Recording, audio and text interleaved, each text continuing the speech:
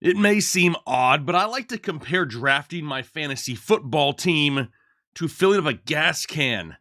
All I'm really looking for is that one match, because that one match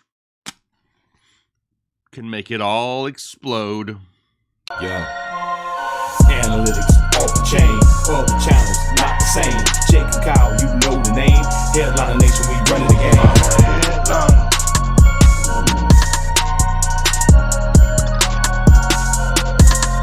I'm a headliner. What is going on, Headliner Nation? Jake, Fantasy Headliners. Hopefully everybody's doing well out there today. We're trying to find explosive running backs for 2022 fantasy football in this episode here today. And it's not going to be in some boring, monotone type of show either. It's going to be straight banger today because we're comparing 37 running backs in multiple advanced metrics, trying to find who is going to be an explosive running back here this season. So make sure you stay tuned for that. A quick reminder.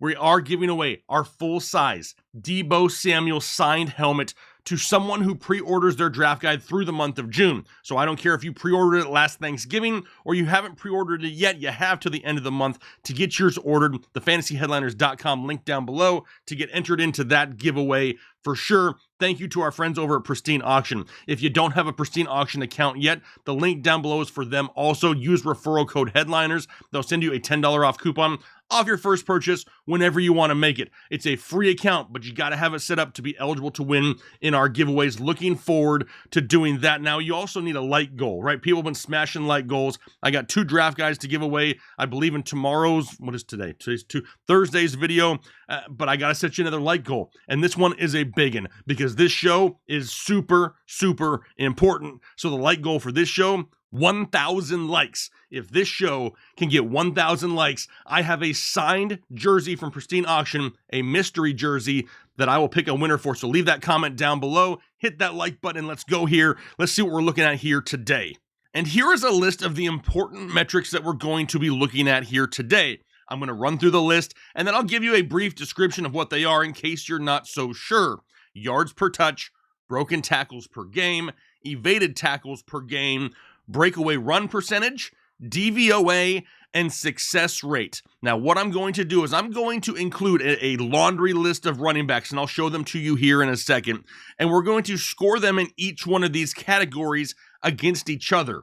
We'll then see how they play out throughout each category, and then sort it by our overall rankings at the end to who comes out the highest when compared in these categories. Now, you may not understand what each of these categories means, so let's go through it here real quick. Yards per touch.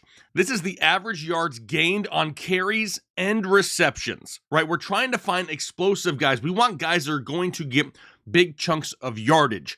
Broken tackles per game. This is average broken tackles on a per game basis. The big plays are often the ones that included a few broken tackles to get to the house. How about evaded tackles? This will show elusiveness of a running back to avoid the tackles to begin with in hopes that we can break off some bigger runs on a per game basis. What about breakaway run percentage? This is the percent of carries that resulted in at least 15 yards gained. DVOA. It's an acronym. I hate acronyms, but I didn't create it. DVOA is how a player stacks up against other players in similar situations. 3rd and 8. How did this player perform compared to other players at the same position in the same situation? The higher the DVOA, the more above average they're going to be. And then success rate, the percent in which running plays were deemed quote unquote successful. For instance, if it's 2nd and 4, did they get the 4 yards needed to move the chains? That would be a successful attempt. And like I said, I didn't just pick a handful of guys. I could have gone with the top 12. I could have said, hey, let's look at the top 20. All right, maybe we'll extend it a little bit to the top 30. But damn it, I'm a man of the people, and we're going top 37 right now. Going 37 deep to see if we can find some of these gems. If you always just look at the big names, you're going to end up with a chart at the end that doesn't give you any information other than telling you that Jonathan Taylor is probably pretty good at running back. We already know that. We're trying to find guys that are similar to Jonathan Taylor, who is going to be the 2022 Jonathan Taylor. So now let's pull it up here by each metric and see how these guys fare against each other. And the first metric we'll look at here, yards per touch. Remember, this is carries and receptions. I tried to get all 37 names on here, but they were so small, there's no way you'd be able to read it, especially on a cell phone. So I have the top 30 in each category here, just so you know. But number 1 in yards per touch was Rashad Penny of the Seattle Seahawks. Now, a lot of people have questions about Rashad Penny because it looks like he could have a pretty good opportunity in this offense, but then they went out and drafted Ken Walker, right? So what is going to happen to Rashad Penny, since there's already been reports this offseason that he's been banged up at times?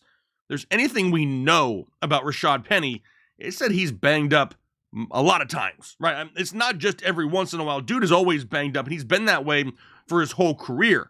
But he's playing for a contract, and he ended 2021 on an absolute tear. Number 2, Tony Pollard. Now, I see people all the time saying Tony Pollard is better than Ezekiel Elliott. You guys got to stop doing that, because you can't put Tony Pollard in an Ezekiel Elliott role and expect him to get the efficiency that he has in his own role, if that makes sense.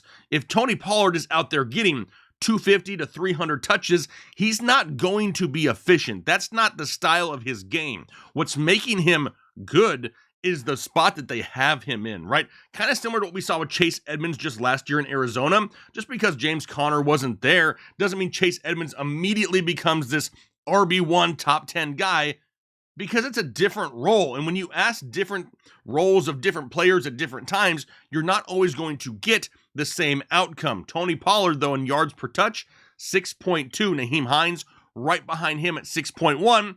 And then we get into a couple of the heavy hitters, right? Christian McCaffrey, Jonathan Taylor, Nick Chubb. Now, I will say here, anything over 5, so pretty much the first column here, pretty dang good, right? Over 5 yards per touch, I would say is like the upper echelon of the running back position right here. Not that is it that big of a difference if the guy's 4.9 like Dalvin Cook?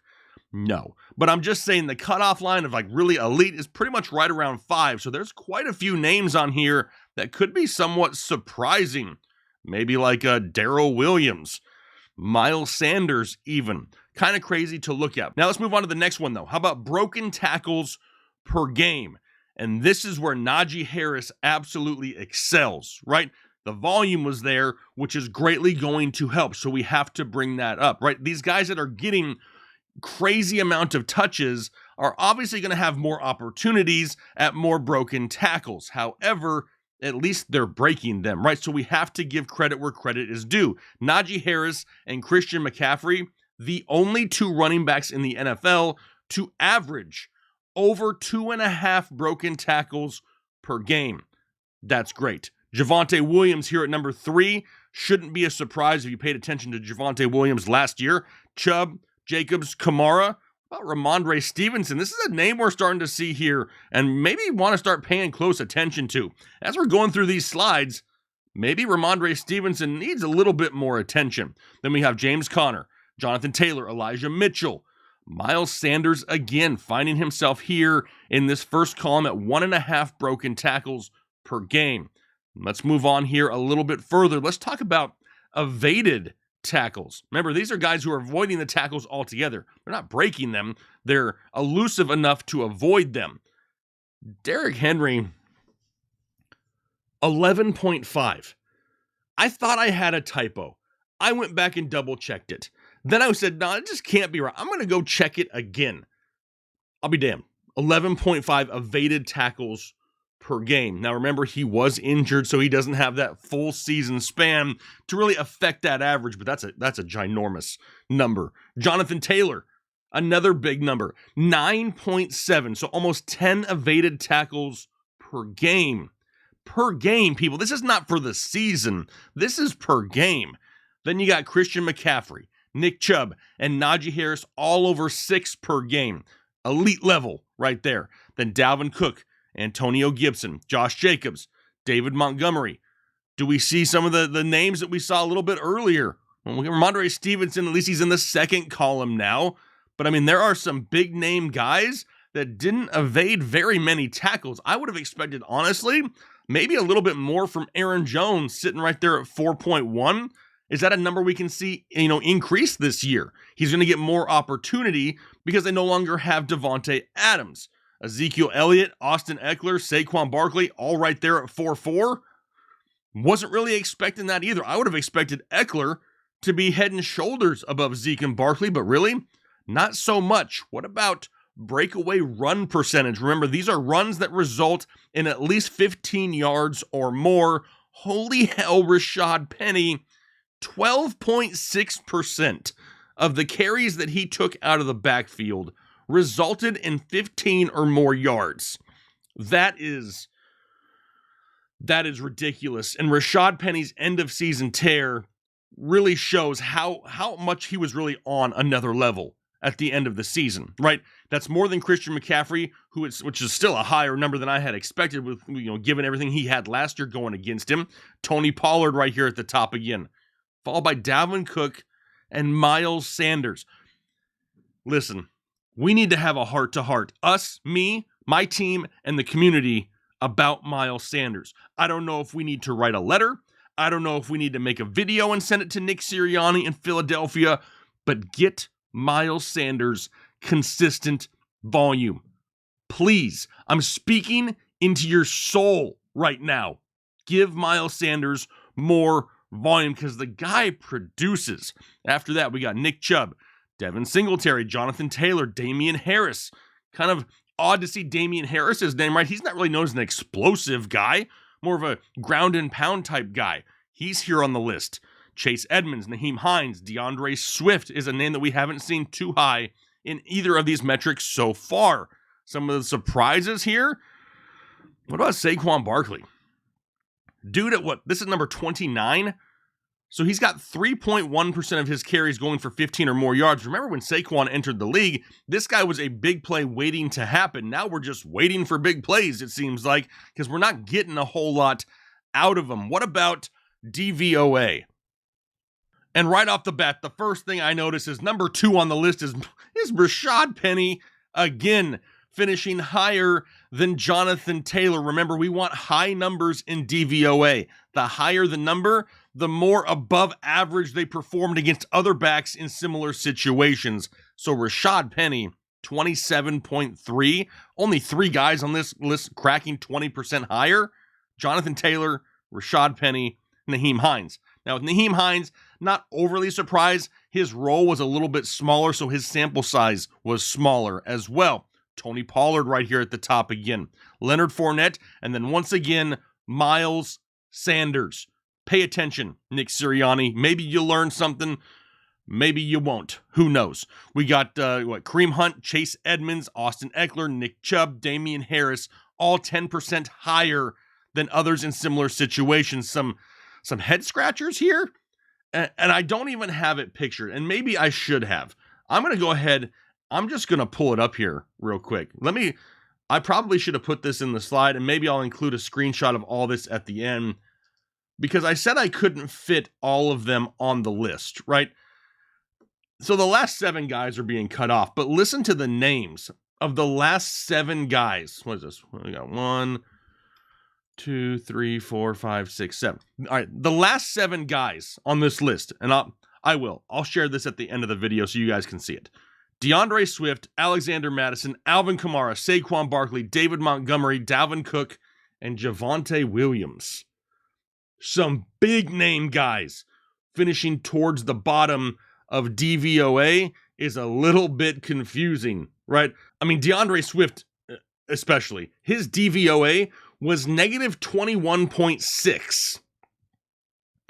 That's way below average, right? Now, when we get down to like Dalvin Cook, negative 7.6, that's close to average, right? But some big name guys just struggled in this metric right here. How about success rate? And for success rate, remember, it's the percentage of successful runs. 2nd and 4, they got the 4.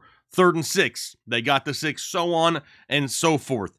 A.J. Dillon and Ronald Jones finishing top 2 here. Now, remember, Ronald Jones barely touched the football last year, so he didn't have very many opportunities. But then, number 3 and number 4 on the list, Miles Sanders, Ramondre Stevenson. Is this opening up anybody's eyes? I mean, do I want to sit here and just pound the drum for Miles Sanders? No, but that's Nick Sirianni's fault. That's the Philadelphia Eagles' fault. This guy, when he gets volume, is electric. He is definitely an explosive running back. Darrell Williams showing up here in the top half of the list. Fournette, Taylor, Eckler, Pollard, Melvin Gordon, Damian Harris again, followed up by Jacobs and Ezekiel Elliott. Obviously, we want guys with a higher success rate because they're moving the chains, they're keeping the ball, they're keeping possession of the ball longer, they're getting more opportunities. Are we going to look at, success rate and look at like Derrick Henry at 45 and be like, oh, Derrick Henry, he's struggled? No, right? Because we know that in that offense, he's still going to get touches. Maybe like a Rashad Penny, this could hurt a little bit. Seattle, not going to be that great of a team this year. They need every extra possession they can get. They need to continue to keep the ball in their possession and giving Rashad Penny touches. So that's what we're going to look at here. Now, we have gone through and scored all of these guys basically 1 through 37 in each metric. If they tied, if they had the same amount, they got the same score. I know people are going to ask that. Now, when you take the total of all the players and all the metrics, this is the top 12 overall running backs when graded against these metrics. It's not a shock. Jonathan Taylor should be at the top. He was pretty explosive. So now we know that the metrics we chose are going to be somewhat viable because the number one overall guy, the most explosive running back in football last year, finished number 1. Number 2, Nick Chubb. Christian McCaffrey. Number 4, Miles Sanders. Tony Pollard, Rashad Penny, Ramondre Stevenson, followed by Leonard Fournette, Austin Eckler, Chase Edmonds, Damian Harris, and Dalvin Cook. Now, maybe you're saying, well, damn, Jake, what happened after the top 12? Who finished last? That is a great question. I have the overall standings here, and when I totaled it all up, I didn't expect to get the results that I got. The top 12, not overly surprising. Some names in the bottom 12, pretty freaking surprising, but not when you look at the performance they had on the field. Here's the overall standings. Number 37 overall, finishing last, Saquon Barkley. Now, that may catch a lot of people by surprise, and a lot of people are trying to maybe hop back on the Saquon bandwagon this year because he is a cheaper price. But statistically speaking, as of late, the explosiveness has not been there for Saquon Barkley. What about Ezekiel Elliott finishing at 32? Alvin Kamara at 30? DeAndre Swift at 29? David Montgomery at 28? Now, don't forget, please don't forget, I'm not saying that these guys aren't going to be good for this year. I'm just talking about explosiveness, the ability for the big play. Maybe they don't get huge volume, so we need a higher probability of big plays to give us more fantasy points. So now when we go back to the top 12, let's see where they go in overall ADP right now. And there is 6 guys that are outside the top 2 rounds, because I don't need to tell you the guys in the top 2 rounds are good. That's why they're in the top 2 rounds. If we can find some of these explosive guys a little bit later and then they work out, that is the match to our fantasy lineup. Miles Sanders in the 7th, Tony Pollard in the 8th, Rashad Penny in the 10th, Stevenson in the 11th, Edmonds in the 9th, and Damian Harris in the 8th. Now, I'm going to tell you this. As you look at this list, in no way am I telling you to go out and draft Miles Sanders, Tony Pollard, Rashad Penny, Ramondre Stevenson, Chase Edmonds, Damian Harris. I'm not even telling you to go out there and draft multiple of these guys. But at the end of the day, in majority of my fantasy leagues, all of my teams will have at least one of these guys, because I'm trying to catch lightning in a bottle. I'm trying to find that lit match. And if I can get a huge discount on one of these guys and the match lights, you do the math. You got yourself a steal in the draft, and that's what it's all about. I love putting metrics together like this so we can paint an overall picture. A lot of times content on YouTube, especially around fantasy football, is just somebody staring at a camera, giving you a reason or an opinion and backing it up with a couple reasons. I like to take factual information, paint an overall picture, see what it spits out, and then utilize that information and try to make the best possible team that we can based off things that we can prove, not just opinions. But let me know what you think down below in the comment section. Do you enjoy videos like this? Because I enjoy putting them together. It's always fun to see how it turns out in the end. I was not expecting Saquon Barkley to turn out last place. Was there anybody in those overall rankings that you saw somewhere that you expected to be either higher or lower? Leave that comment down below in the comment section. Looking forward to talking to you guys about this and seeing what you think about it. Don't forget, though, the Debo helmet. The Debo helmet, you got to get your draft guide pre-ordered. Get your draft guide pre-ordered right now through the month of June. We'll be picking a winner there on July 1st for the Debo helmet, so make sure you get in now and get your draft guide pre-ordered if you haven't already. But hopefully you guys are having a great week here so far. Hopefully you have a great rest of your day. I'm going to go ahead and get out of here because right now I'm super pumped. The juices are flowing. I got to go find more information. So we'll talk to you later. Hopefully you guys have a great rest of your day. We'll talk to you later.